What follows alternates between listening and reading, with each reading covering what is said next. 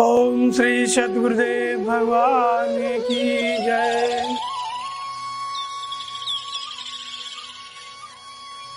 हमारे देश में देवी पूजा प्रचलित है, आप लोग अच्छे से जानते हैं। देश के कोने कोने में इसको मानते हैं,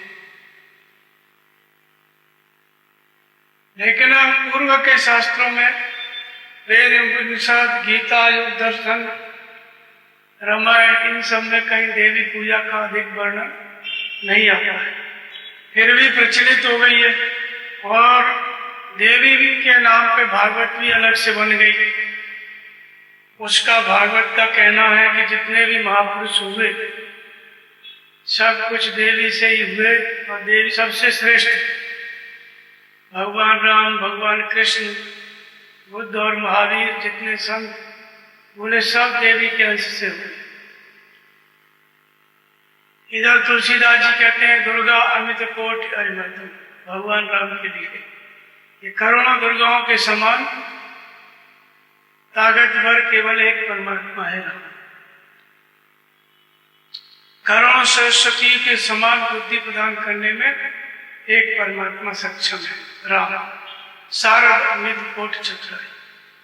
लेकिन ये 700-800 वर्ष पहले या कहिए 1000-1200 वर्ष पहले पौराणिक युग में गीता, रामायण, इन्हीं की बातों को लेके ये देवी पुराण की रचना हुई, जिसका रूप जो है देवी पूजा के रूप में पूरे देश में प्रचलित है। पुराने शास्त्रों में विशेष रूप से गीता में देवी के लिए कुछ बातें भगवान कृष्ण ने 2-3 बताई। एक तो बताया कि प्रकृति और पुरुष अनादि है। प्रकृति पुरुषम चैवम विद्या अनादि वावती विकारांश गुणश्चैव विधि प्रकृति संभव। प्रकृति और पुरुष अनादि है, संपूर्ण विकारों को तीनों गुणों से उत्पन्न हुए जाते। तो यहाँ पे एक प्रकृति है जो देवी का रूप है।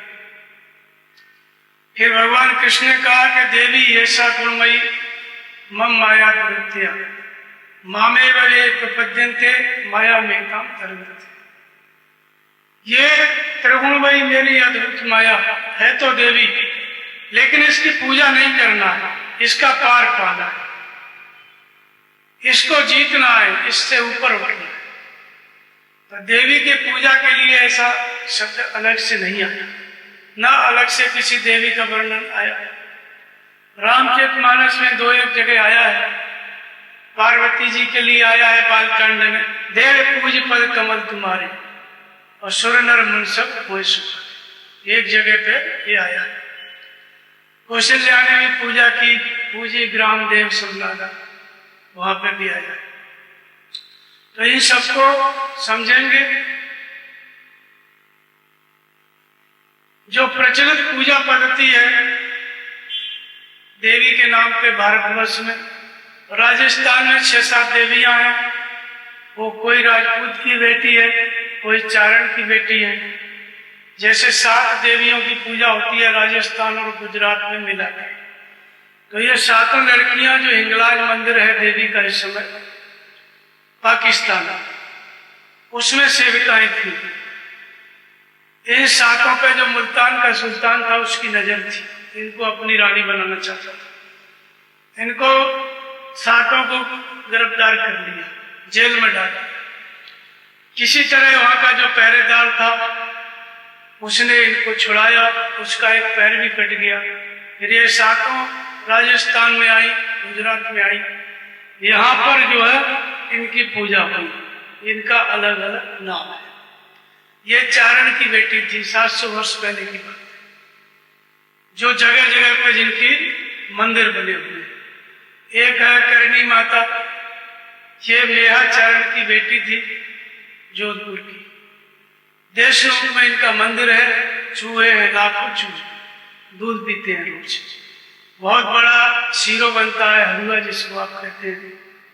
ये सब चूहे खाते हैं, प्रसाद में बढ़ता है, लेकिन दूध जो है करणी माता पे चूहे पीते। तो ये जो दो श्लोक की करणी माता है, ये भी चारण की बेटी है। चारण का मतलब होता है बंदीजन। बंदीजन के बारे में आप जानते होंगे, तब बंदीजन जनक बुलाए। वही बंदीजन राजस्थान में, पाकिस्तान में, गुजरात में चारण बोलते हैं। यहाँ पे कहीं कहीं उनको भाट बोलते हैं, गायन करने के। तो इनकी कन्याएं थी अधिकतर देवियां। अब कुछ देवी क्या हुई जिनसे कुल वंश परंपरा चली, कोई लड़का नहीं हो रहा है, बच्चा नहीं हो रहा है, वंश चल गया, फिर उसकी भी कुल देवी के रूप में मान्यता हो गई। इस तरह के जो मंदिर हैं, सती हो गई, कोई सती हो गई तो उसका भी मंदिर बन गया। गुजरात राजस्थान में सती माता के बहुत से मंदिर हैं। इधर उत्तर प्रदेश में भी इक्का दुक्का कहीं कहीं है। तो जिस परिवार में कोई सती हो गई तो उसका मंदिर तो सती माता। कुल नहीं चल रहा है, कुल चल पड़ा तो कुल देवी हो गई। या फिर किसी कुल में किसी देवी ने, माता ने या किसी बिटिया ने कोई पराक्रम दिखाया, शूरवीरता के साथ लड़ी, कोई अत्याचार के विरुद्ध, वो भी देवी हो गई। इस तरह से ये देवी काल्पनिक रूप से कुछ हुई, कुछ जिन्होंने शूरवीरता और पराक्रम दिखाया उनकी पूजा बनी। ऐसे ही लोग देवता भी हुए भारत में, जैसे तेजा जी, भूमिया जी, हीरामन, ऐसे ऐसे नाम के हैं राजस्थान, एमपी। तेजा जी जो है वो हरियाणा और राजस्थान में जाटों के देवता। आप लोगों के क्षेत्र में पहलवान वीर बाबा, ये सब क्या है? ये लोग देवता क्या है? किसी समय थे, कुछ पराक्रम किए जिसके कारण एक होते हैं ब्रह्म बाबा इधर, ये सब। तो ये सब चीजें शास्त्र न जानने के कारण फैल जाती है। आबादी पूरी दुनिया में है, लेकिन दूसरे देशों में इस तरह का कोई देवता नहीं, न किसी प्रकार की कोई देवी। 800 करोड़ में केवल 100 करोड़ लोग हैं जिनके पास इस तरह के देवी देवता हैं। इच्छाएं पूरी तो उनकी भी होती है जिनके पास नहीं है। तो इस तरह से ये फैल गई। कुछ काल्पनिक देवी जैसे संतोषी माई 20-30 साल पहले एक काल्पनिक देवी पैदा हो गई। और कुछ देवी हैं माता पार्वती के रूप। पार्वती जी ने तपस्या की भगवान शिव के लिए, वो खुद भगवान को प्राप्त की और महापुरुष हुई। जो पुरुष तपस्या किए और भगवान को प्राप्त किए वो देवता के रूप में जाने गए, और जो माताएं तपस्या की और भगवान को प्राप्त की वो देवी के रूप में जानी गई। उनमें आती है माता पार्वती, माता अनुसुईया, माता सीता, माता मदालसा, मीराबाई, कर्माबाई, ऐसे और कुछ। ये सब जो है तपस्या करके या भगवान की भक्त होने के कारण पूजनी हुई। तो ये तो इस तरह से देवी कही गई, और कुछ कुल परंपरा के अनुसार बना दी गई। कुल में किसी ने पराक्रम किया, और जैसा कि मैंने बताया चारणों की 7 बेटियां हिंगलाज में थी। उन्होंने पराक्रम करके मुसलमान के चंगुल से छूट के आ गई। फिर लोगों ने उनको देवी की उपमा दी।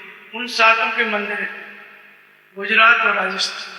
वहाँ के बड़े बड़े परिवारों की वो कुल देवियां हैं। राजपूतों की वो आशापुरा, वो भी चारण की बेटी, जो पाकिस्तान और कच्छ में बॉर्डर पे उनका मंदिर है, आशापुरा देवी। खोड़ियार देवी, पटेलों की जो कुल देवी है, ये सब वही चारणों की 7 देवी लड़कियां थी, उन्हीं की मान्यता है। ये 700 वर्ष पहले की बात। यहाँ पर जो है शीतला माई, शारदा माई, मैया, तो ये देवियों के रूप हैं। सरस्वती को ही शारदा बोलते। एक है वैष्णो देवी जम्मू कश्मीर में। उसकी कहानी है, किसी ब्राह्मण को सपने में आया कि बिटिया पैदा होगी, पैदा हो गई उसको। उसके बाद उस भगवान ने उनको दर्शन दिया, भगवान राम मिले वनवास काल में। फिर उन्होंने कहा कि मैं वापस आऊंगा, अगर हमको पहचान लेगी तो फिर हम तुम्हारे साथ विवाह कर लेंगे, नहीं पहचान पाई तो छूट जाएगी। तो वो देवी वैष्णो अभी तक, एक बार भगवान आए राम मिलने के लिए वही वनवास काल में, पहचान नहीं पाई। फिर बोला कि मैं राम हूं। तब फिर बाद में पश्चाताप किया, बोले अब तपस्या कर इधर ही, जब पहचान लेगी तब हम दोबारा आए। वो वैष्णो देवी है। ऐसी कहानी वैष्णो देवी की, वो अभी भगवान से नहीं मिली, वही पहाड़ों में है। तो ये कहानियां हैं इनके विषय में। और तुलसीदास जी ने जो है देवी को कहा है आदिशक्ति। आदिशक्ति जय जग उपजाया और सोई अवतरे मोरे है। आदिशक्ति कहा है तो हमारा मूल धर्मशास्त्र है गीता। भगवान कृष्ण कहते हैं, या शास्त्र बुद्धि मुत्सर्ज वर्तते काम करत न च सिद्धिम न वापनोति न सुखम न परमति। जो शास्त्र विधि का त्याग करके अपने अपने ढंग से मनमाने ढंग से आचरण करता है, पूजा पाठ करता है काल्पनिक देवी देवता बना के, न उसको सिद्धि मिलती है न सुख मिलता है, कुछ भी नहीं मिलता है। अध्याय 17 में भगवान ने कहा कि अर्जुन, मनुष्य 3 प्रकार की श्रद्धावान होता है। सात्विक श्रद्धा वाले देवी देवताओं को पूजते हैं, राजसी श्रद्धा वाले अच्छे राक्षसों को पूजते हैं जिनसे यश कीर्ति मिले, ऐसे लोगों के पीछे लग जाते हैं। और तामसी श्रद्धा वाले भूत प्रेतों को चबूतरा बना दिया दादा परदादा का, उसी को पूज रहे हैं। किसी का फोटो टांग लिए भूत प्रेतों को पूजते हैं। कहते हैं कस्य अंतम शरीरस्तम, ये घोर तप को तपते हैं, लेकिन अंतःकरण में स्थित मुझे अंतर्यामी परमात्मा को कृष्ण करने वाले हैं, मुझसे दूरी पैदा करने वाले हैं, इन सबको तू असुर से। भगवान कृष्ण के अनुसार देवी देवताओं के पुजारी भी असुर है। यक्ष राक्षसों के भूत प्रेतों के ये तीनों के तीनों पुजारी कौन है? असुर है, और भगवान से दूरी पैदा करते हैं। तो हमने पूजा की भगवान मान के, लेकिन हम हो गए भगवान से दूर। तो गीता के अनुसार चाहे देवी देवता की चाहे भूत प्रेत की किसी भी पूजा करो, तीनों ही पुजारी असुर है, तीनों अविधि पूर्वक है, गीतोक्त साधना नहीं है इन तीनों की पूजा। फिर भगवान कृष्ण ने त्रिगुणमयी प्रकृति को माया को देवी कहा और कहा कि यह अद्भुत है, संपूर्ण सृष्टि की उत्पत्ति पालन और विनाश इसी माया से होता है, लेकिन इसका पार पाना है, इसकी पूजा नहीं करनी है, इसका पार पाना है, इसको जीतना है। और जब इसका पार पाओगे तभी जन्म मृत्यु से मुक्त होगे। पूजा करोगे तो जन्म लेते रहोगे, मरते रहोगे। तो इसलिए इसको प्रकृति को त्रिगुणमयी माया कहा, अद्भुत कहा, और पार पाने के लिए भगवान कृष्ण ने कहा। लेकिन देवी का नाम तो आया है शास्त्रों में, तो देवी की वास्तविकता क्या है?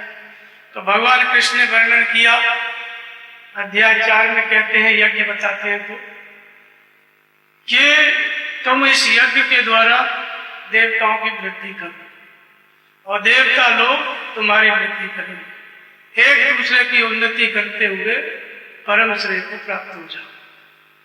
तुम देवताओं की उन्नति करो, देवता तुम्हारी करेंगे। और लक्ष्य क्या है दोनों का? देवता और यज्ञ, यज्ञ से प्रजा यानी मनुष्य साधक और देवता, इन दोनों का लक्ष्य क्या है? मिला जुला परम श्रेय, परमात्मा की प्राप्ति। तो यज्ञ के द्वारा देवता पूरे होते हैं, देवता की पूजा होती है, यानी देवी की पूजा होती है। देवी कहो देवता कहो एक ही बात है। फिर ये जो देवता है इसकी बारे में बात बताई भगवान कृष्ण ने अध्याय 16 में कि अर्जुन, 2 प्रकार की संपदा मनुष्य के अंतःकरण में अनादिकाल से है। 2 प्रकार की संपदा अनादिकाल से है, प्रत्येक मनुष्य के अंदर है। कौन कौन सी है? देवी संपद और आसुरी संपद। जब देवी संपद का नाम लिया तो 3 श्लोक में 26 लक्षण, अहिंसा सत्यम अक्रोधो त्याग शांतिरपेशनम दया भूतेषु लोलुप्तम आर्जवम धीरचापलम अभयम सत्व संशुद्धि ज्ञान योग व्यवस्थितो दानम दमश्च यज्ञश्च स्वाध्यायस्तप तेज क्षमा धृति सोचो अद्रोहो नाति मान्यता भवंत संपदम देवी उजादस्य भारत। ये 3 श्लोक में 26 लक्षण बताए। अहिंसा, सत्य, अक्रोध, त्याग, शांति, चित्त की चंचलता का अभाव, दूसरे की निंदा न करना, क्रोध का न होना, प्राणियों के प्रति दयादी भाव हो, इस तरह के विचार हमारे अंदर आते हैं तो ये देवी संपदा। भय से रहित होना, परमात्मा की प्राप्ति के लिए चित्त का निरंतर ध्यान में रत रहना, ये देवी संपत्ति का लक्षण है। ये आपको देवी बनाएगा, देवता बनाएगा। अहिंसा हुआ, अक्रोध हुआ, ये सब गुण आ गए तो आप ही देवी हैं, आप ही देवता हैं। तो जिसके अंदर देवी संपत्ति काम कर रही है, ये देवी संपत्ति क्या है? यही देवी है, सामूहिक देवी संपत्ति 26 लक्षणों से युक्त। तो जिसके अंदर काम करने लग गई जिस समय, बस समझ लो उसके अंदर देवी प्रकट हो, वो देवता है। और जिसके अंदर आसुरी संपत्ति काम करती है वो असुर है।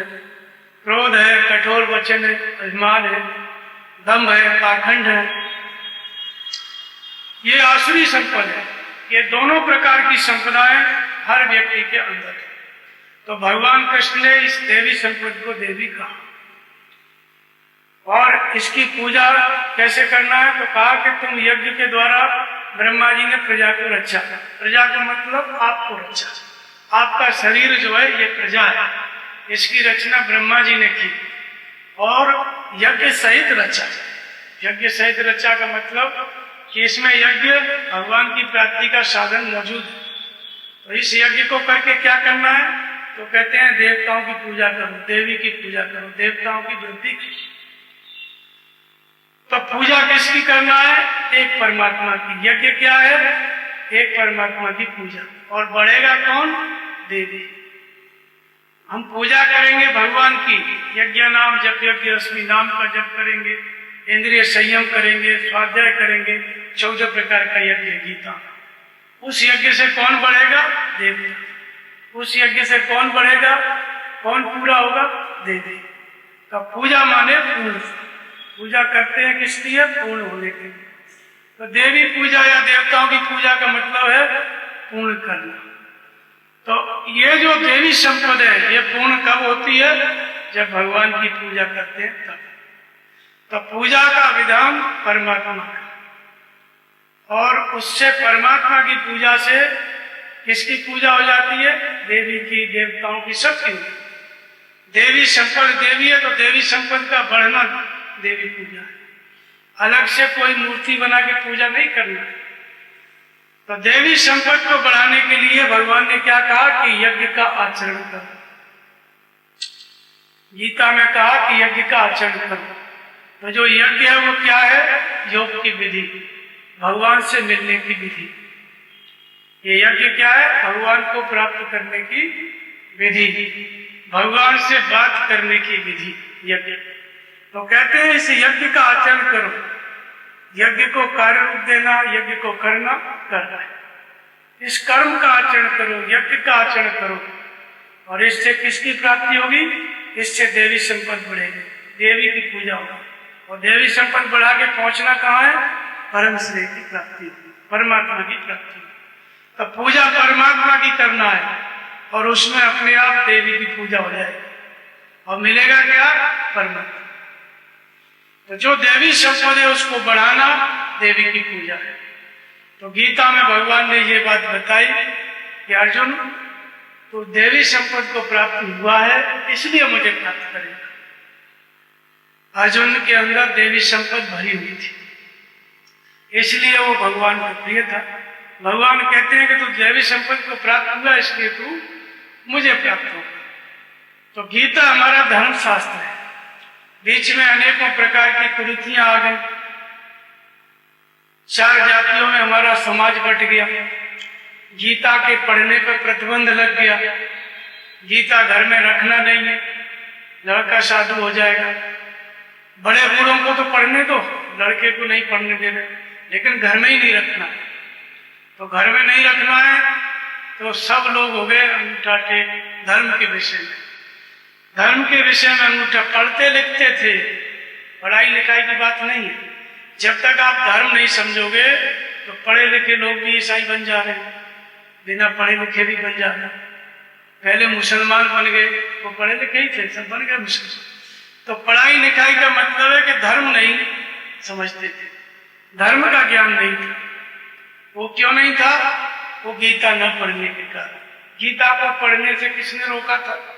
2000 वर्ष पहले प्रतिबंध लगा था, गीता घर में नहीं रखना।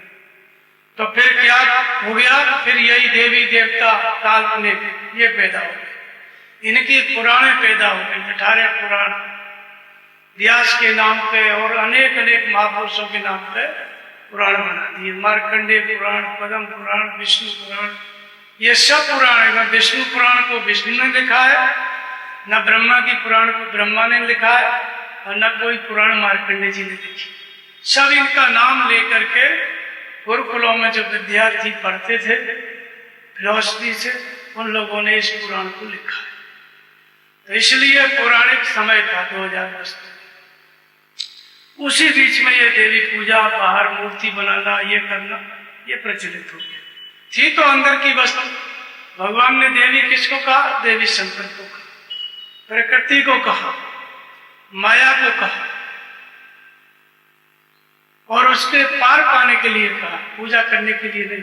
पूजा परमात्मा की करेंगे तो बढ़ेगी देवी संपत्ति, बढ़ेंगे सदगुण।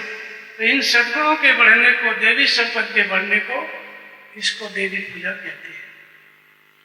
तो गीता में कहीं भी देवी की पूजा का अलग से वर्णन नहीं है, रामायण में नहीं है, एक आध चौपाई है उसका अर्थ बताएंगे, किसी शास्त्र में नहीं है, उपनिषदों में नहीं है, कहीं पर भी नहीं। तो ये समय था पौराणिक समय जिसमें ये प्रचलित हुई। अब हम देखेंगे रामचरितमानस में। रामचरितमानस में आता है, पार्वती के बारे में कहा गया, देवी पूज पद कमल तुम्हारे और सुर नर सब हुए सुख, ये बात आई है।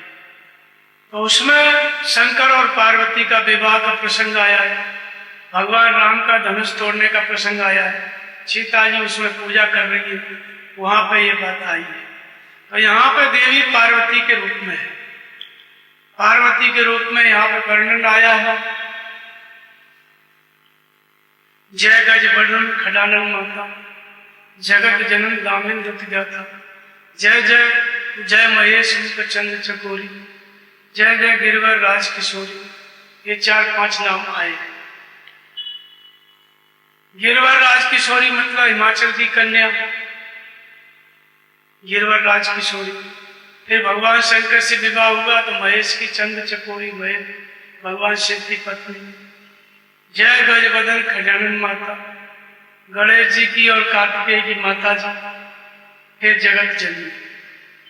तो यह 4 प्रकार का वर्णन आया है देवी का, देवी के रूप में। हमारे समाज में भी माता जी के, माताओं के ये 4 जो है संबोधन होते हैं। जब वो किसी की बेटी होती है तो अपने उसके पिता के नाम से जानी जाती है। फिर जब उसका विवाह हो जाता है तो पति के पत्नी के नाम से जानी जाती है, जैसे जय महेश चंद्र चकोरी। और फिर पुत्र हो गए तो उनकी माता के नाम से जानी जाती है। जब अति वृद्ध हो गई तो सबकी माता हो। तो ये 4 जो संबोधन है माताओं के, ये रामचरितमानस पार्वती जी के द्वारा ही लिए गए। इनके नाम 4 थे, उसी हिसाब से समाज में ये 4 नाम प्रचलित हो गए। रामचरितमानस में भी ये जो पार्वती है, इनके 9 रूप हैं, 9 देवी के रूप में पूजा होती है। तो पूजा परमात्मा की होती है, जो परम सत्य है वो परमात्मा ही है, व्यापक एक ब्रह्म अविनाशी सत्य चेतन घन आनंद रस। जो परमात्मा है वो एक है, जो कण कण में व्याप्त है, वही सत्य है, वही चेतन है, वही आनंद की राशि। कैसे प्रकट होगा? तो कहते हैं नाम निरूपण नाम जतन से सो प्रकट चिन्ह मूल रतन से। तो परमात्मा और परमात्मा की शक्ति, ईश्वर और ईश्वर की शक्ति, जो ईश्वर की शक्ति है उसी का नाम देवी है, उसी को देवी संपत्ति कहते हैं। तो परमात्मा और परमात्मा की शक्ति, प्रकृति और पुरुष, 2 चीजें चली आ रही है अनादिकाल से। रामायण में भी वही राम सीता के रूप में है, वही शंकर पार्वती के रूप में। तो पार्वती क्या है? ईश्वरीय शक्ति है। परमात्मा क्या है? शिव है, सत्य। उसी को चेतन कहा गया है, आनंद की राशि कहा गया है। वो कहाँ रहता है? सबके हृदय में रहता है। अष्टम हृदय अक्षत अधिकारी और सकल जीव जगत दीन। सबके हृदय में रहता है। लेकिन कैसे प्रकट होता है? तो कहते हैं नाम निरूपण नाम लेखन से और शो प्रकटन से मोटन से। नाम का जप करेंगे तब प्रकट होगा। भगवान शंकर ने जब देवताओं ने पूछा कि भगवान कहाँ मिलेंगे, रावण का अत्याचार बढ़ गया, भगवान के अवतार के लिए देवता प्रार्थना करने गए, तो भगवान शिव ने कहा कि हर व्यापक सर्वत्र समान प्रेम से प्रकट होने चाहिए। सर्वत्र समान रूप से व्याप्त है, लेकिन प्रेम से प्रकट होगा, पूजा करने से नहीं। प्रेम कैसे होगा? तो बोले नाम जप। नाम जपोगे तब प्रेम है। संसार में किसी भी वस्तु में लगाव होता है हमारा, कब होता है? जब हम उसको बार बार याद करते हैं, बार बार देखते हैं, तो लगाव हो जाता है। इसी तरह परमात्मा है, तो परमात्मा से कैसे प्रेम होगा? जब उनका नाम जपेंगे। और प्रकट भी परमात्मा प्रेम से होता है। तो सत्य ही शिव है, वही सच्चिदानंद है, वही परमात्मा है, वही राम है, वही कृष्ण है, सब कुछ वही है। लेकिन वो सत्य प्रकट कैसे होता है? नाम जप से। और कहाँ रहता है? अष्टवेद अक्षत अधिकार, सब घट मेरा साईं, सबके हृदय में उसका निवास है, लेकिन प्रेम से प्रकट होता है। तो जो प्रकट करने वाली वृत्ति है वही देवी है, उसी को प्रेम में ही वृत्ति कहती है, पार्वती। पार्वती का मतलब होता है आपकी वृत्ति में प्रेम का प्रवाह है, वो पार्वती आपके अंदर है। और जब पार्वती आपके अंदर है तो शिव को प्राप्त करेगी, सत्य को प्राप्त करेगी। तो जो प्रेममयी प्रवृत्ति है ये पार्वती है, यही देवी है। क्योंकि संपूर्ण देवी संपद, सारे सद्गुण इस प्रेम के अंतराल में ही विकसित होते हैं। जो 26 लक्षण बताए गए देवी संपद के, यदि आपके अंदर भगवान के प्रति प्रेम नहीं है तो वे लक्षण आपके अंदर प्रकट नहीं होंगे। तो इसलिए प्रेम से परमात्मा प्रकट होता है, प्रेम से ही ये 26 लक्षण प्रकट होते हैं। तो ये जो प्रेममयी प्रवृत्ति है यही पार्वती है, असत्य ही सत्य। तो इसलिए देवी के 9 रूप बताए गए, ये सब पार्वती का ही है। पार्वती तपस्या करने गई तो उन्हीं के 9 रूप है जिनकी पूजा होती है। सबसे पहला रूप है शैलपुत्री। शैलपुत्री क्यों कही जाती है? क्योंकि हिमालय के यहाँ उनका जन्म हुआ। हिमालय के यहाँ जन्म हुआ इसलिए शैलपुत्री उनका नाम पड़ा। कि दूसरा नाम क्या है? ब्रह्मचारिणी। ब्रह्मचर्य व्रत का पालन किया, भगवान के लिए तपस्या की। जब पता चला उनके हाथ को नारद जी ने देखा तो कहा कि इसको जो वर मिलेगा वो बिना घर का होगा, अगुण अगेय माता पितुहीनम, इसके माता पिता नहीं होंगे, घर द्वार नहीं होगा, ऐसा पति इसको मिलेगा। फिर उन्होंने बात बदल के कहा कि ये लक्षण सब शिव में है, अगर शिव से इनका विवाह हो जाता है तो दोषम गुण सम कैसे कोई, और जो विवाह शंकर सम, दोष भी गुण हो जाएंगे। तो इस तरह से उन्होंने दोषों को भी गुण करने के लिए भगवान शिव से विवाह करने का प्रस्ताव रखा। उसके लिए भगवान शिव को प्राप्त करने के लिए पार्वती ने तपस्या की। तो हिमाचल के यहाँ जन्म लिया। हिमाचल किसको कहते हैं? अचल ब्रह्म जो होता है, अचल स्थिर, उसको हिमालय कहते हैं।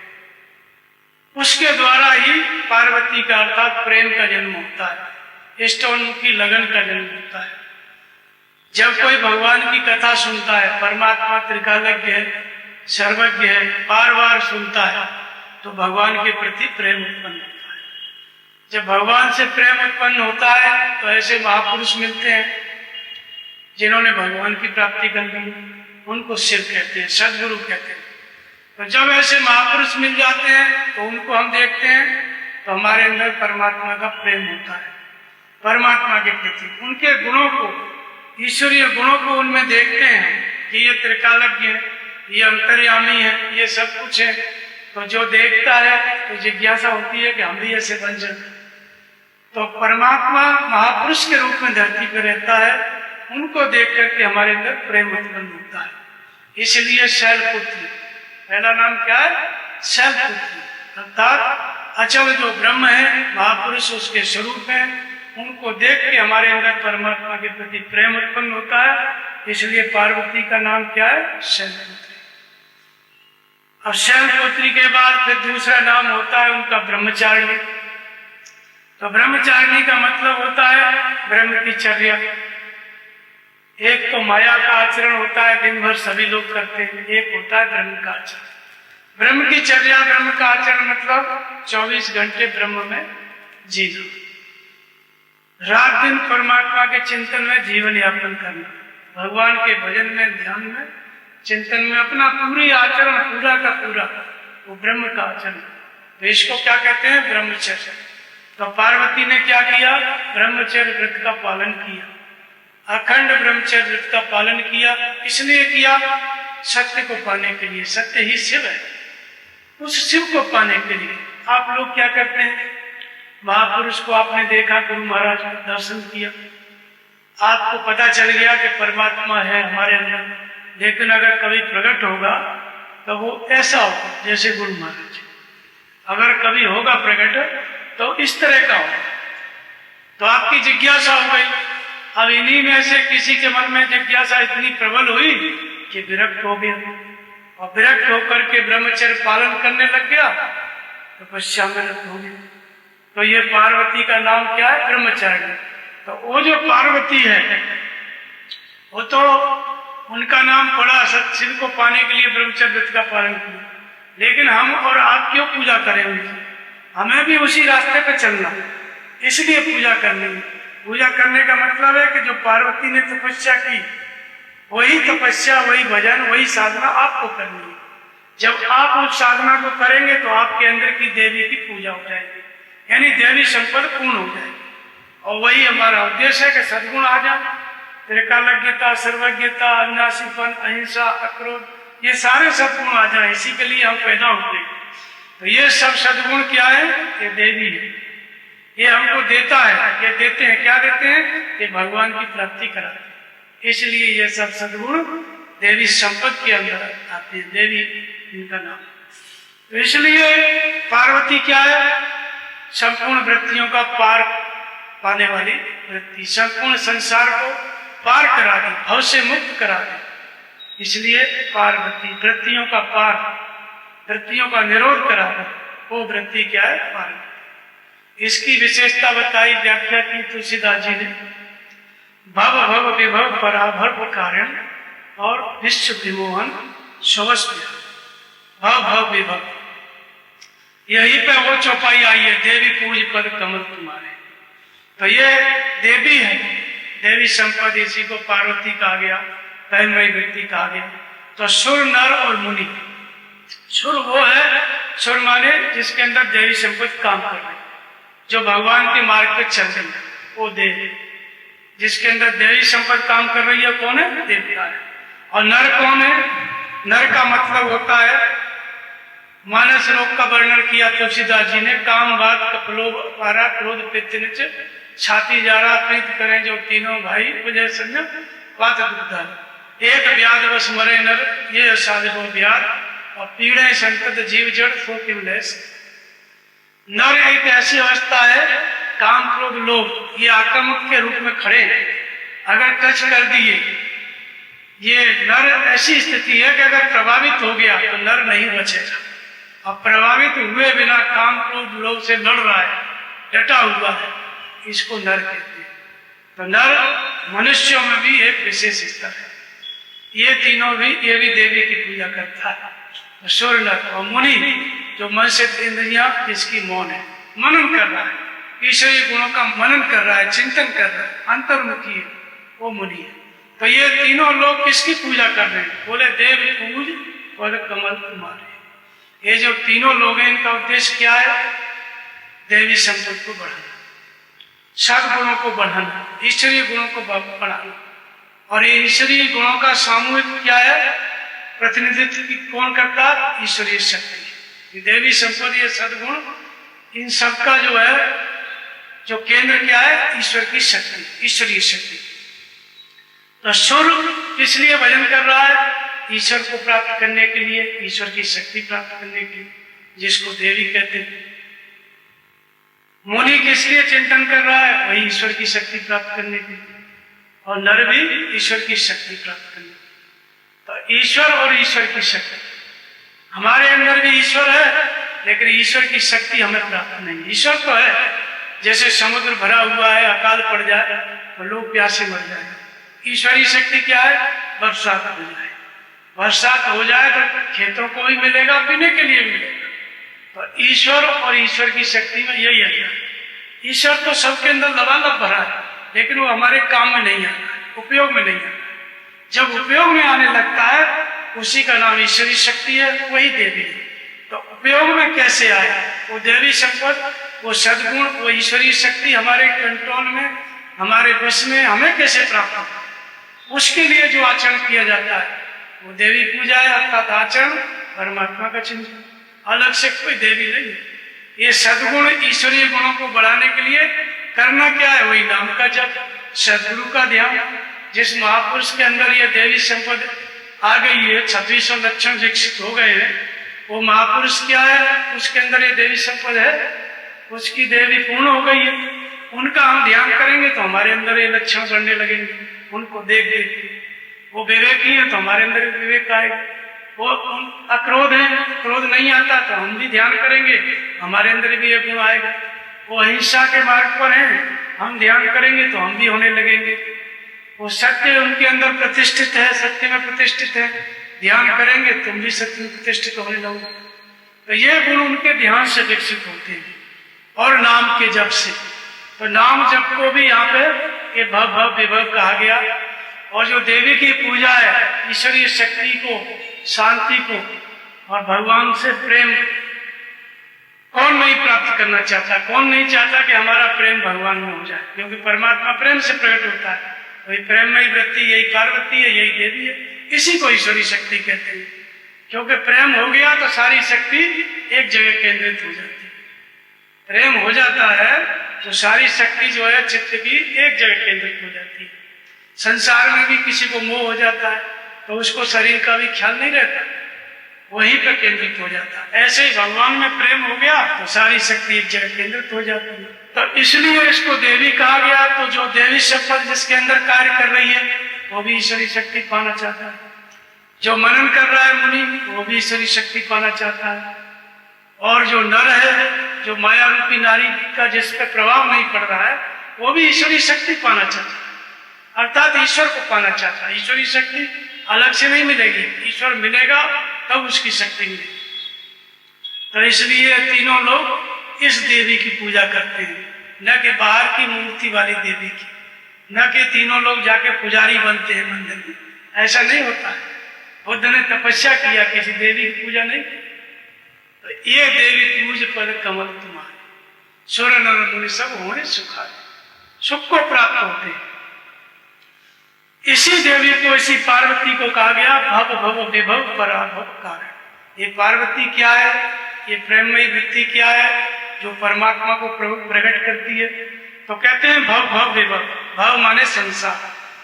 नाम का जप 4 प्रकार से होता है। जो नाम का जप कराती है वही पार्वती, जो आपसे नाम का जप करा रही है वही वृत्ति, वही लगन पार्वती। जिसके लिए आप नाम का जप कर रहे हो वो सत्य, वही शिव। जिसके लिए आप नाम का जप कर रहे हो वही शिव है। वो आपकी प्रेममयी वृत्ति पार्वती जो नाम का जप कर रहे। तो नाम का जप 4 प्रकार से होता है। वैखरी, मध्यमा, पश्चंती, परम। वैखरी किसको कहते हैं? भव भव विभव, बोल के नाम का जप करना। ओम अथवा राम, किसी भी नाम को लो, कभी ओम कभी राम, ऐसा नहीं, किसी एक को चयन कर लो। जैसे ओम जपते हो तो ओम का ही जप करो, तो बोल के जपना।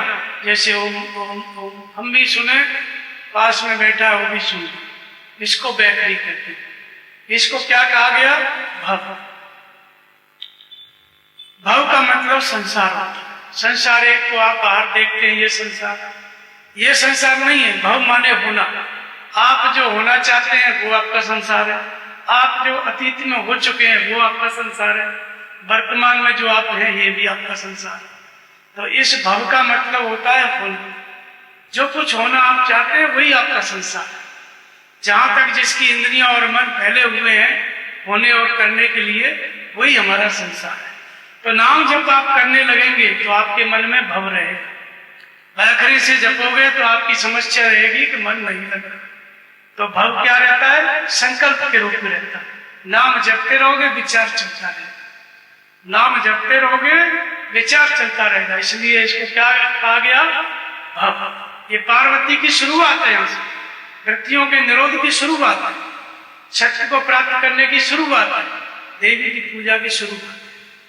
तो बैखरी से जपते हैं तब भी संसार रहता है भव। फिर मध्यमा से जपने लग गए, धीरे धीरे कंठ से, होठ का सहारा देके खुद ही बोलो, खुद ही सुनो, मध्यम। लेकिन धीरे धीरे आप जपते हैं तब भी भव रहता है, तब भी विचार रहता है मुझे ये काम करना है, मुझे ये होना है, नहीं रहता। तो इसलिए दूसरा भव, भव भव, पार्वती का नाम चल रहा है, भव भव। यहाँ पे भी नाम जपेंगे आप मध्यमा से तो भी संसार रहेगा, संकल्प रहेगा, जो आपको होना है, जो काम आपको करना है, वो विचार रहेगा नाम जप के साथ। तो भव भव विभव। विभव किसको कहते हैं? विभूतियों का आना, पश्यंती। जब आप श्वास में नाम को जपेंगे, श्वास का जप महापुरुषों ने किया, प्रमुख साधन है। गीता में प्राणापान का यज्ञ कहा, भगवान कृष्ण कहते हैं यज्ञ नाम जप यज्ञ। सभी प्रकार के यज्ञों में नाम का जप किया कि मैं ओम के जपने को कहा। तो प्राण और अपान में हवन कर, तो श्वास जब अंदर गई तो ओम, बाहर आई तो ओम। इसको कहा गया प्राणापान का यज्ञ, और इसी को पश्यंती कहा गया। बुद्ध ने इसको विपश्यना कहा, विशेष रूप से श्वास को देखना। श्वास भीतर परमात्मा से जुड़ी है, बाहर संसार। श्वास है तो परमात्मा है, श्वास है तो संसार है। श्वास निकल गई तो कुछ नहीं, न परमात्मा न संसार। तो जब आप श्वास को देखने लगते हैं तो इसको पश्यंती कहते हैं। बुद्ध ने इसको विपश्यना कहा, विशेष रूप से श्वास को देखना। श्वास को देखने वाली दृष्टि क्या होती है? सूरत, मन की दृष्टि। जैसे अभी सत्संग सुन रहे हो, कोई कान में बोल दे, मोबाइल चोरी चला गया, जहां आप रखे थे वहीं ध्यान चला गया, हमारी बात सुनाई नहीं दी। इस दृष्टि को सूरत कहते हैं। वस्तु नहीं है लेकिन उसका आकृति ले आता है, नक्शा ले आती है मन में, इसको कहते हैं सूरत। कबीर ने कहा मेरी सूरत सुहागिन जाने। इसी सूरत से श्वास देखी जाती है, भजन किया जाता है। तो बैखरी और मध्यमा से जपना अनिवार्य। संकल्प रहेगा, भव रहेगा, लेकिन रहने दो, फिर भी जीव को चलाते रहो, भले मन न लगे, जीव चलाते रहो। एक समय आएगा कि पश्चिमी में चले जाओ, श्वास देखने में आने लगेगी अपने आप, कब जा रही है कब आ रही है। ये आपको बैखरी और मध्यमा से जपते जपते पता चलने लगे। तो जब आते जाते श्वास को आप देखने लग गए, श्वास अंदर गई तो ओम, बाहर आई तो ओम, इसमें भी भव रहेगा लेकिन विभूतियों के साथ रहेगा। इसमें भी संकल्प आएगा लेकिन लगातार नहीं, कभी कभी। बैखरी मध्यमा में निरंतर रहता है, नाम जप और विचार चलते रहते हैं। पश्चिमी में निरंतर नहीं रहता। क्यों? क्योंकि मन एक है, मन की दृष्टि सूरत है। उस सूरत को आप श्वास में लगा लो या विचार कर लो, दो काम एक साथ नहीं हो सकते। जब मन श्वास को देखने में लगा है तो विचार नहीं करेगा, और विचार कर रहा है तो श्वास नहीं देख पाएगा। तो ये क्या है? पश्चिमी। इसमें विभूतियां आने लगती हैं, भगवान का वैभव प्रकट होने लगता है, इसलिए विभव। इसमें भी भव रहता है। कभी कभी मन हटता है तो संसार में चला जाता है, संकल्प ले लेता है, मुझे ये करना था, कहाँ भजन करने लग गया, ये काम करना था, भव आ जाता है। भजन से मन छूटेगा, मन लगा, लेकिन जैसे ही छूटेगा फिर संसार। तो विभूतियां प्रकट होती हैं, इसलिए विभव कहा गया, लेकिन फिर भी संसार रहता है, इसलिए विभव में भी भव है। ये पार्वती चल रही है। पार्वती यानी देवी जिसकी पूजा करते हैं, वही पूजा चल रही है। तो बैखरी से मध्यमा से पश्चिमी से जपे, ये भगवान के नाम का जप हो रहा है, लेकिन पूजा किसकी हो रही है? देवी की। पूर्ण कौन हो रहा है? देवी संपन्न। सद्गुण बढ़ रहे हैं आपके अंदर, वे पूरे हो रहे, यानी आप पूरे हो रहे हो भगवान का नाम जपने से। विभव के बाद आता है पराभव। पराभव का मतलब होता है संपूर्ण वृत्तियों का पार पाना, भव से पार, इसी को कहते हैं पराभव, अजब। तो पश्चिमी से जपते जपते जब परिपक्व हो गई पश्चिमी, तो परा की अवस्था। परा की अवस्था क्या होती है? एक बार सूरज को लगा दो श्वास में, फिर सूरज जो है श्वास में लग जाएगी, फिर हटेगी। अंदर गई तो ओम, बाहर आई तो ओम, सारे विचार शांत हो जाएंगे, निर्विचार स्थिति। इसको कहते हैं परावाणी, इसी को अजपा कहते हैं। यानी बार बार नहीं जपना है, एक बार मन को लगाना है श्वास में, फिर स्थिर हो जाती है श्वास, बांस की तरह शांत हो जाती है, मन प्रवाहित हो जाता है सुख पूर्वक श्वास में। इसको अजपा कहा गया, परावाणी कहा गया। ये पार्वती की पराकाष्ठा है। यहाँ आकर के देवी की पूजा पूरी हो जाती है। फिर मिलता कौन है? पार्वती ने किसको प्राप्त किया? शंकर जी को, सत्य को प्राप्त किया। मिलता परमात्मा। तो ये जो है प्रेममयी वृत्ति पार्वती और परमात्मा प्रेम से प्रकट होता है। प्रेम से प्रकट हुए में जाना, और जिसका नाम प्रेम है वही पार्वती। तो इसी पार्वती के 9 रूप हैं, 9 दिन। तो जब आप आरंभ करेंगे, जन्म होता है महापुरुष का दर्शन जो कि हिमालय के रूप, वहां उनका दर्शन करोगे, परमात्मा के बारे में सोचोगे, जिज्ञासा होगी, प्रेम में वृत्ति प्रकट हो जाए, पार्वती का जन्म हो जाए। फिर इसके बाद तपस्या की तो अखंड ब्रह्मचर्य व्रत का पालन किया। जो सत्य के लिए जो भी तपस्या करेगा, आज आपको सत्य की जरूरत है, शिव की जरूरत है। आपको अपने अंदर के सत्य से, शिव से, परमात्मा से संबंध जोड़ना है, विवाह करना है, तो आज भी आपको तपस्या ही करनी पड़ेगी। तो इसलिए ब्रह्मचर्य व्रत। तो ब्रह्मचर्य का मतलब होता है संपूर्ण इंद्रियों का संयम। संपूर्ण इंद्रियों के संयम के साथ एक ब्रह्म का चिंतन, नाम का जप करना, सदगुरु के स्वरूप का ध्यान करना, इंद्रिय संयम, ये सब क्या है? ये ब्रह्माचर्य है। तो ये ब्रह्म का आचरण किया, ब्रह्मचर्य व्रत का पालन किया, पार्वती ने किया। और आज जिसके अंदर प्रेममयी वृत्ति पैदा हुई, उसको भी यही आचरण करना पड़ेगा। कोई अंतर नहीं है, सबके लिए भगवत पथ करोड़ों वर्ष पहले भी आज भी एक ही जैसा है। फिर दूसरा नाम उसका क्या था? ब्रह्मचारिणी शैलपुत्री। ब्रह्मचिंतन किया, ब्रह्मचर्य व्रत का पालन किया तो ब्रह्मचारिणी हो गई ये वृत्ति। इसके बाद तीसरा हो गया चंद्रघंटा। तो चंद्रघंटा नाम क्यों पड़ा पार्वती का? क्योंकि चंद्रमौली भगवान शिव को लक्ष्य बना के उन्होंने तपस्या, इसलिए नाम क्या पड़ा? चंद्रघंटा। आज भी आपको परमात्मा को लक्ष्य बना के ही तपस्या करनी है। आपके अंदर भी वही पार्वती है, वही प्रेममयी वृत्ति रहेगी। तो चंद्रमौली भगवान शिव का नाम पड़ा क्यों? तो भगवान शिव कौन है? वंदे बोधमय नित्यम गुरु शंकर। एक तो सत्य ही शिव है परमात्मा जो आपके अंदर है। दूसरा शिव कौन है? जिसने उस शक्ति को पा लिया। क्या पूजनीयम शिव तत्वनिष्ठ, जो शिव तत्व में स्थित हो गया सत्य में, वो महापुरुष भी कौन है? शिव। उसकी विशेषता क्या है? तो वंदे बोधमय नित्यम गुरु शंकर रूपेणम यमास्त्रो बक्रो भी चंद्र सर्वत्र बंद। चंद्रमा बंद नहीं होता है, टेढ़ा चंद्रमा। तो ये टेढ़ा चंद्रमा क्या है? मन संस्थित महा। हमारा सबका मन टेढ़ा है, वक्र है, लेकिन महापुरुष मिल जाए शंकर स्वरूप, उनके प्रति हम समर्पित हो जाते हैं तो टेढ़ा चंद्रमा भी बंद नहीं हो जाता है। महापुरुष के प्रति समर्पित हो गए, फिर वो ऐसी विधि जागृत कर देंगे कि टेढ़ा मन सीधा हो जाए।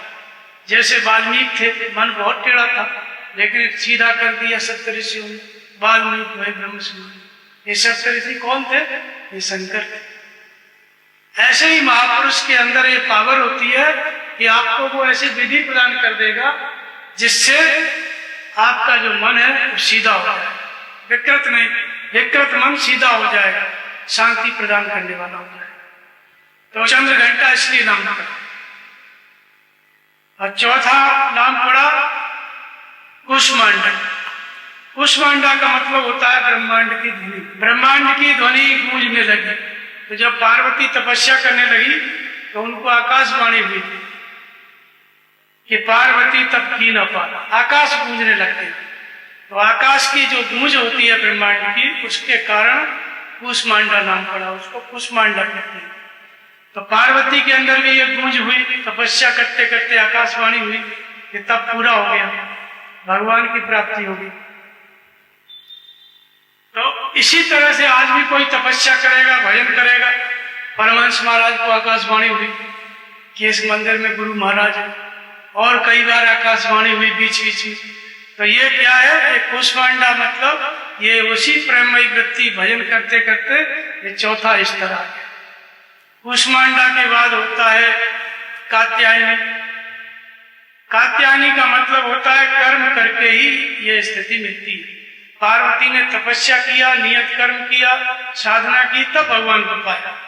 तो ऐसे ही जब पार्वती की तरह जो भी आज भगवान को प्राप्त करना चाहेगा उसको भी तपस्या करनी पड़ेगी, तभी मिलेंगे भगवान।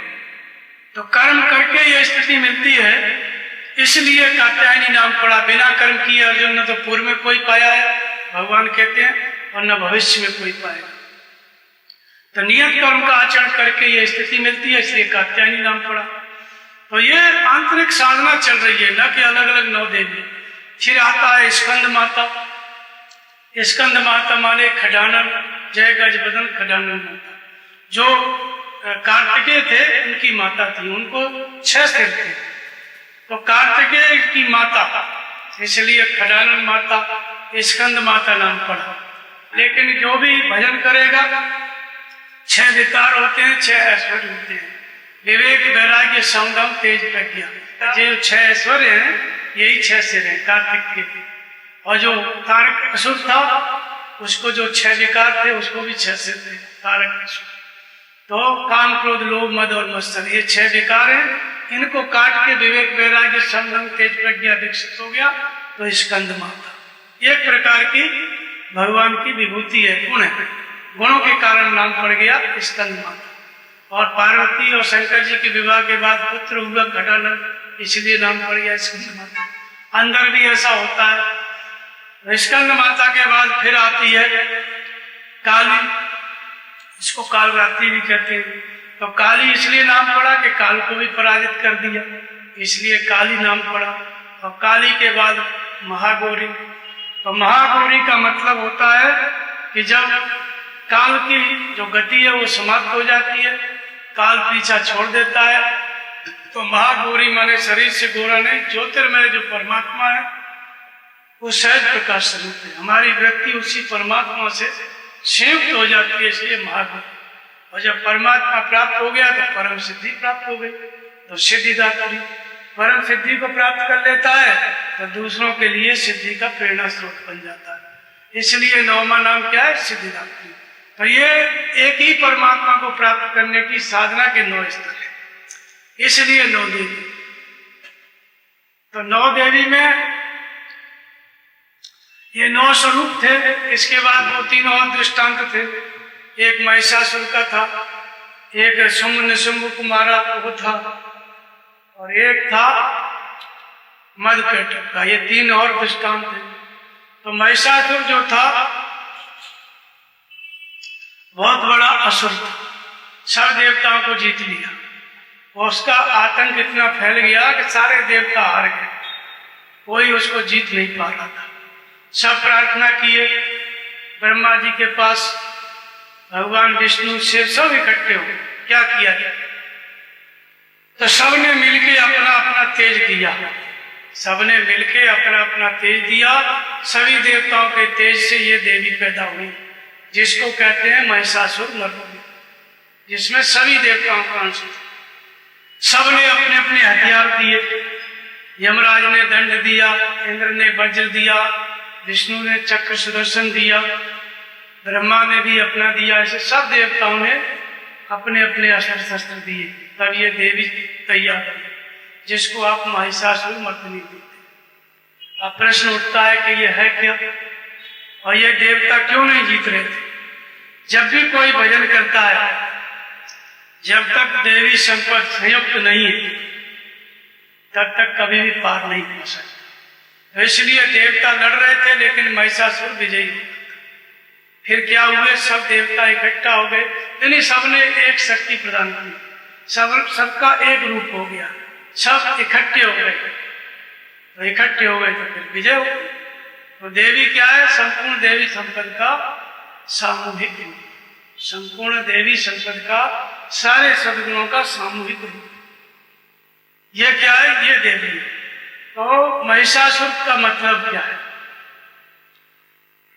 महिषासुर का मतलब होता है जो आसुरी संपत्ति हमारे अंदर, मैं ही ईश्वर हूं, ऐश्वर्य का भोगता हूं, मेरा इतना बड़ा परिवार है, इतना हो जाएगा, मैं दान करने वाला हूं, मैं यज्ञ करने वाला हूं, और ये जो जितना भी मैं ही, इसलिए महिषासुर, मही माने मैं ही सब कुछ हूं।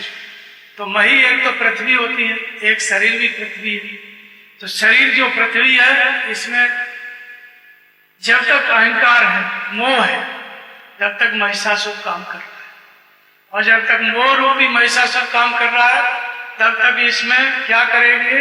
कितना भी भजन करो, एक कितना भी पुण्य करो, एक तरफ आप पुण्य करोगे, दान करोगे, और दूसरी तरफ पाप करोगे, तो करतव शुक्र में पाप सिराही, रक्त बीज जीव बांटते जाए। तो महिषासुर वाली वृत्ति रहेगी। आसुरी संपत्ति जब तक छाई है चित्त, तब तक पुण्य करोगे, लेकिन फिर पाप भी कर लोगे। इसका अंत नहीं होगा महिषासुर। इसका अंत कब होगा? जब भगवान के प्रति समर्पित हो जाओ। ब्रह्मा विष्णु महेश सब इकट्ठे हो। ये सब कैसे इकट्ठे होते हैं? जब हम किसी महापुरुष की शरण में जाते हैं, जिसने देवत्व को प्राप्त कर लिया है, जिसकी देवी पूजा पूरी हो गई, भगवान को पा लिया, ऐसे महापुरुष हमें मिल गए, उनकी शरण में गए, तो उनकी शरण से जो हमारे अंदर योग की विधि की जागृति होती है। योग विधि की जागृति क्या है? ब्रह्मा है। भगवान बताने लग गए, ये करो, ये मत करो। इस तरह की जागृति, नई सृष्टि पैदा हो गई, इसको ब्रह्मा कहते हैं। उस जागृति के अनुसार अनुमति भगवान देने लगे, उस अनुमति के अनुसार आप चलने लगे, तो भगवान पालन करने लगते हैं। जिसमें आपका हित है वो करने लगते हैं। राम की न चाहे सुनी। तो भगवान विष्णु के स्तर में आ गए, तो विष्णु ने अपना चक्र दे दिया। फिर श्रृंगार करने वाली शक्ति, श्रृंगार भगवान आपका नहीं करते, आपके अंदर जो जन्म मृत्यु के कारण जो विकार है उनका श्रृंगार करते हैं। तो श्रृंगार करने वाली शक्ति भी आ गई। ये सब साधना में जुड़ता चला रहा है। योग विधि की जागृति, पालन करने वाली शक्ति, श्रृंगार करने वाली शक्ति, मन से इंद्रियों की विजेता अवस्था, इंद्र, सारी देवी संपत्ति इकट्ठी हो गई। अर्थात भगवान के आदेश के अनुसार साधक चलने लग गए। ध्यानस्थ होकर के नाम जपने लग गया, ध्यान करने लग गया। इस तरह से जब संपूर्ण देवी संपत्ति एकाकार हो गई, देवी का रूप ले ली, सब देवता इकट्ठे हो गए, तो महिषासुर का वध हो गया। तो आसुरी वृत्ति समाप्त हो जाती है। वध होना मतलब काम, क्रोध, राग, द्वेष, अहंकार, जो विचार चलते थे, जैसे ही देवी संपत्ति विकसित हुई, आसुरी संपत्ति का वध हो गया, महिषासुर मारा गया। तो ये है देवी के द्वारा महिषासुर का वध। ऐसा नहीं है कि कोई महिषासुर नाम का कोई राजा था, जो आजकल लोग वो बोलते हैं, आदिवासी हरिजन लोग, कि हमारा पूर्वज था। ऐसा कुछ नहीं। और न कोई ऐसी देवी थी लड़की जिसने इसका वध किया, ऐसा कभी कुछ नहीं हुआ। ये आंतरिक रूपक है। हमारे अंदर साधना होती है तो उसमें ये चीज आती है। तो इस तरह से महिषासुर का वध। इसके बाद मधुकैटभ का वध। तो मधुकैटभ के वध में क्या होता है कि भगवान विष्णु सोए रहते हैं, प्रलय के बाद जल ही जल हो जाता है। योग निद्रा में सोए रहते हैं, भगवान विष्णु शयन करते हैं, तो उसमें क्या है, वो उनके कान से मेल से मधु और कैटभ नाम के दो राक्षस पैदा हो जाते हैं। अब वो राक्षस ललकारते हैं कि आओ युद्ध करो। तो ब्रह्मा जी सामने देखते हैं, लड़ो, कहाँ जा रहे हो? लड़ते हैं, ब्रह्मा जी हार जाते हैं, सारे देवताओं को हरा देता है और आकर के हंसने लगता है भगवान विष्णु के सामने। ब्रह्मा जी प्रार्थना करते रहते हैं कि किसी तरह जगे तो इसका वध हो असुर का, और जगते नहीं थे। क्यों? क्योंकि भगवान विष्णु जो है योग निद्रा के द्वारा सोए हुए थे। उनकी पलकों में योग निद्रा नाम की देवी बैठी हुई थी, तो नहीं जग रहे थे। वे प्रार्थना की बहुत, तब वो जगे तो देखा कि ये असुर दोनों सामने हंस रहे हैं। ब्रह्मा जी ने कहा कि इन्होंने आतंक कर रखा है, आप इनका वध कीजिए। तो विष्णु भगवान भी युद्ध करने लग गए। 5000 साल तक लड़े वो दोनों, जो है 5000 साल तक लड़े। तो 5000 साल तक लड़ते रहे। 5000 वर्ष बीत गया विष्णु भगवान से युद्ध करते करते। तो सब जगह भगवान प्रसन्न होते हैं, यहाँ दोनों असुर प्रसन्न हो गए भगवान के ऊपर। भगवान से कहा कि विष्णु वरदान मांगो, हम लोग प्रसन्न थे। भगवान ने कहा क्या हुआ? बोले 5000 साल तक तुम लड़े हमसे, इसलिए हम प्रसन्न हैं। हमें कोई लड़ने के लिए मिल नहीं रहा था, कम से कम कोई मिला तो बोले वरदान मांगो, जो मांगोगे वही देंगे। बोले ये बताओ तुम लोग कैसे मरोगे? तो बोले हमारा वरदान हमारे ऊपर ही चला दिया। बोले हम मरेंगे सूखी जमीन पे, पानी में नहीं मर सकते, धरती सूखी चाहिए। भगवान ने अपनी जान पे रख के उनको वध कर दिया। ये मधुकैटभ मारे गए। तो मधुकैटभ का मतलब होता है प्रकृति की माधुर्यता जो है, ये मधुकैटभ। संसार में प्रकृति में जो कुछ मधुर लगता है, किसको लगता है? आंखें रूप देखती हैं, मधुकैटभ। कान शब्द सुनते हैं, मधुकैटभ। जीव स्वाद लेती है, मधुकैटभ। ये पांचों ज्ञान इंद्रियां, इनकी हजारों प्रवृत्तियां हैं। 5000 वर्ष तक लड़ा। तो ये जो माधुर्य है प्रकृति का, ये मधु है और ये हमको विवश कर देता है। आंखों ने रूप देखा तो उसको प्राप्त करना है, विवश कर देता है, इसलिए उसको कैटभ कहते हैं। उस काम को करने के लिए विवश कर देता है, इसलिए माधुर्य जो सांसारिक आकर्षण है, माधुर्य है पांचों ज्ञान इंद्रियों का, उसको विवश कर देता है, इसलिए मधुकैटभ। तो योग निद्रा का मतलब होता है ब्रह्म विद्या से संयुक्त बुद्धि ब्रह्मा है, ब्रह्म विद्या से संयुक्त बुद्धि है, ब्रह्म चिंतन में साधक लगा हुआ है। योग निद्रा का मतलब होता है तत्व प्रत्येकता का ध्यान। भजन करते करते, नाम जपते जपते मन सो जाए, शरीर जगता है, इसको योग निद्रा कहते हैं। योग माने भगवान से मिलन और निद्रा माने सोना। संसार से सो जाए और परमात्मा में जग जाए। तो परमात्मा में नाम जप में मन लग गया तो मन जग गया, यानी मन ये संसार से सो गया, भगवान में जग गया। तो ये है योग निद्रा। तो विश्व में अणु रूप में व्याप्त सत्ता, जिस साधक जिस शरीर से भजन कर रहा है वो भी अणु है, वही से भगवान मार्गदर्शन करने लगते हैं, योग क्षेम करने लगते हैं। तो ये जो पांचों ज्ञान इंद्रियां हैं, इनकी जब तक आकर्षण है संसार में, तब तक भगवान बताते रहेंगे और ब्रह्म विद्या से संयुक्त बुद्धि प्रार्थना करती रहेगी कि कब योग निद्रा उठे, अर्थात कब योग साधना पूरी हो, कब भगवान मिले। एक समय आता है, जंगा माने परमात्मा की प्रत्यक्ष जंगा। साधना करते करते जब भगवान प्रत्यक्ष हो गए तो विषय रूपी जल समाप्त हो जाता है और उसी जगह पे जो संसार के प्रति आकर्षण है, मधुरता है पांच ज्ञान इंद्रियों की, ये समाप्त हो जाती है, भगवान की प्राप्ति हो जाती है। योग निद्रा रूपी देवी की वजह से हुआ, इसलिए ये भी देवी ने इनको मारा। वो हटती नहीं तो विष्णु भगवान मारते नहीं। ये भी एक दृष्टांत है साधना। ऐसे ही है शुंभ निशुंभ। तो शुंभ निशुंभ भी ऐसे ही युद्ध करके सभी देवताओं को हरा दिए। अंत में ब्रह्मा जी के पास सब देवता गए तो ब्रह्मा जी ने कहा कि महिषासुर से जिसने देवी ने आपकी रक्षा की, आप लोग जाओ उसी देवी की प्रार्थना करो तो शुंभ निशुंभ को मारेंगे। तो देवता लोग हिमालय में गए, प्रार्थना करने लग गए। पार्वती जी तपस्या करती थी हिमालय में, गंगा जी में स्नान करने जा रही थी। देवता लोग खड़े खड़े प्रार्थना कर रहे थे। पार्वती ने पूछा किसके लिए प्रार्थना कर रहे थे?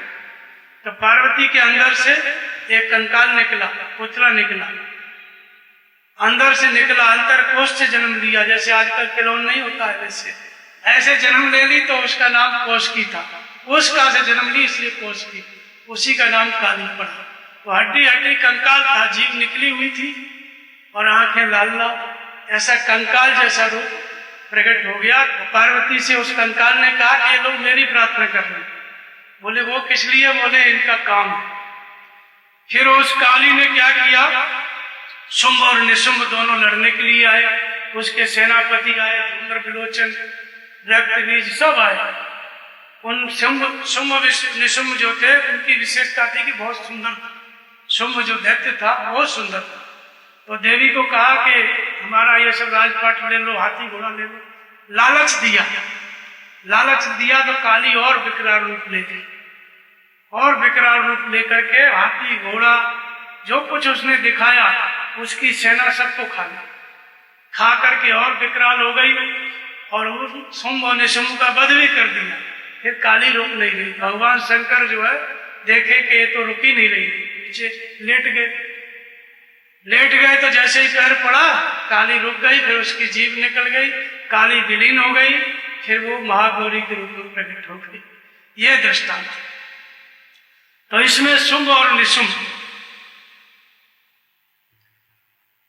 पार्वती वही प्रेममयी प्रवृत्ति, पार्वती तपस्या कर रही थी, तो उनके पंच कोशों की जो निर्मित दृष्टि थी, अंतर्दृष्टि, उसका ये रूपक है।